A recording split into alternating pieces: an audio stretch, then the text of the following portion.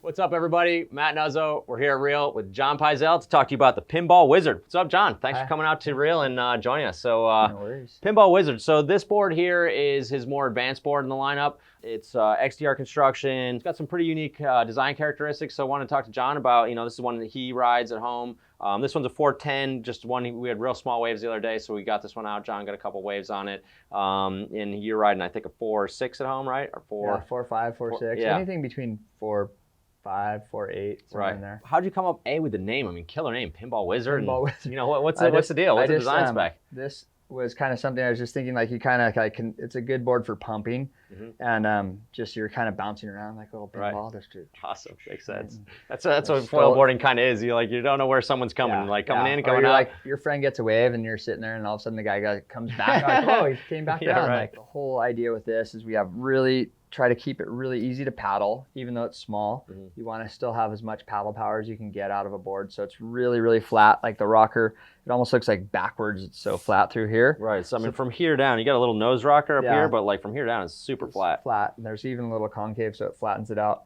And that just keeps like the resistance down when you're paddling. It lets you just go over the water rather than like pushing through the water when you're paddling. And then the bottom has, when we have this chime rail, which gives it, it's funny, there's a couple things like you were talking about how it has, it lets you kind of get down lower without kind of grabbing your rail through turns. It gives you a little like freeze up right there a little bit. But also one of the things I think about is that you get this width of the board paddling, but then when you pull these in, so that's about an inch in on either side. So if you have a 20-inch wide board, let's say this isn't that wide, but 20 inches, this is only 18 inches wide. So if you actually are going along and you actually come down flat on the water, if you drop out of the water, you have less surface area grabbing because you have a lot of speed, and then all of a sudden you have this friction when you hit the water. And if you have less surface area, you're going to have less slowdown, and you can kind of keep your speed up a little bit more. Also, probably taking off too, reducing that wetted surface. Just comes out. And I found with the wider decks, it really helps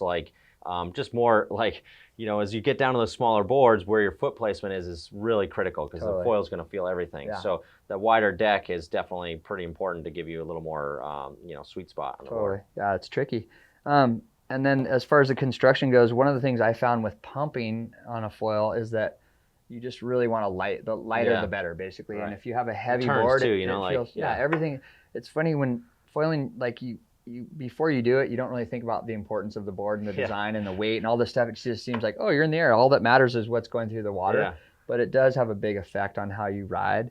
And so having a board light, which is really nice, and that's XTR construction, is real light. It's epoxy resin. And then the foam itself too is a closed cell foam. So it doesn't, like if you ding this, it's not going to suck water like a normal EPS board. If you get a ding, you got to get out of the water. It's going to suck a bunch of water into it. Which these things are a little awkward. So I haven't really done it in the water, but in the parking lot, just get out of my car or something. Definitely takes a couple bumps and bruises. More dangerous on land.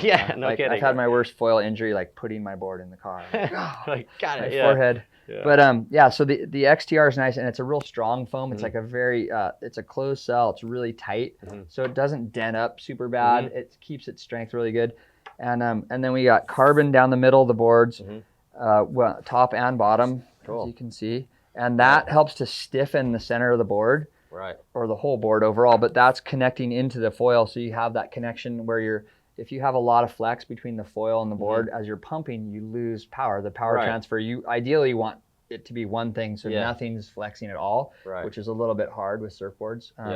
But that's kind of to add to that. So you have a lot of, when you're pumping, you're putting your maximum power into the foil. You want it to all translate. Yeah, rather than just some soggy board that just kind of doesn't help you out. And you're so weird how the surfboard mentality of having flex and whatnot is it's totally different in the foil. Totally different. You're dealing with a completely different game. Absolutely. So this thing is you want it. You can ride these pretty small. You can go, guys obviously go super small. Tiny, for stock stuff, we kind of have a little wider range, just to kind of help out people. And it's cool too, because we can get customs through, and it's like, hey, we can kind of, find someone's you want to have some paddle power, but you also want to have some foam, so you can actually if you're not catching the waves, you're not riding. So you want to have some foam find a balance. Catching waves, but you also want to keep it nice and light, so it's going to be whippy through the turns. And then, like you said, you're getting into this board when you're at the point where you're ready to start pumping, or you're already pumping. Yes. And that's really, you know, it's more an advanced board. So like once you get to that level, then it's like, okay, cool. Like let's check one of these things out, and they're really awesome. And exactly. You know, I've had a great time on it. I've seen you catch some good waves. You know, we've got the standard box, futures box. Yeah, futures are nice too because they sit in there instead of being just. They have the flange around it, and that really helps anchor it into the foam. So you have less issues with like a box popping out or breaking or whatever. It keeps it really solid, and that actually is the same as far as like the transfer of power between the foil and the board. I think that really helps out too. Yeah, all these little weird kind of tech things you don't think about, you know. And again, like you said, a lot of people are like, what's the importance of a board, you know? But boards are critical for riding, and you don't really know until you foil how important a board is. So Pinball Wizard's awesome. You want more reviews, you can check us out, realwatersports.com. You want to get a custom or find out more information, give us a call at 252-987-6000. Thanks for coming all the way to Cape Hatteras from Hawaii. Thanks, Jon. No worries.